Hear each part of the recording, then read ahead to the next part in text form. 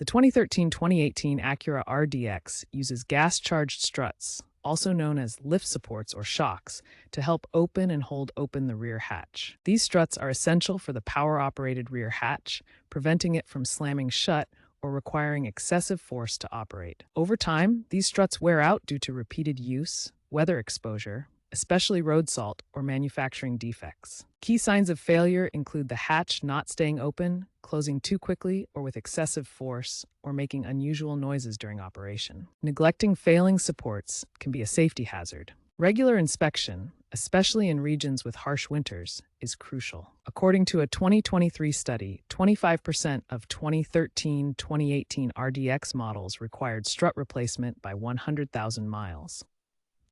Replacing the rear hatch lift supports is a straightforward DIY task. You'll need basic tools like a screwdriver and socket set. Always wear safety glasses and gloves for protection. Start by safely supporting the hatch to prevent it from falling. Then disconnect the old struts.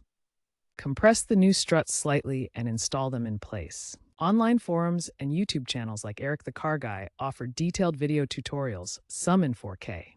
OEM struts from Acura typically last 5 to 7 years and are recommended for longevity. Be sure to check for any relevant recalls or service bulletins for your model year. A 2025 J.D. Power survey indicated that 35% of RDX owners perform this repair themselves, saving $200 to $300 over dealership costs. Always avoid forcing the hatch if it's stuck.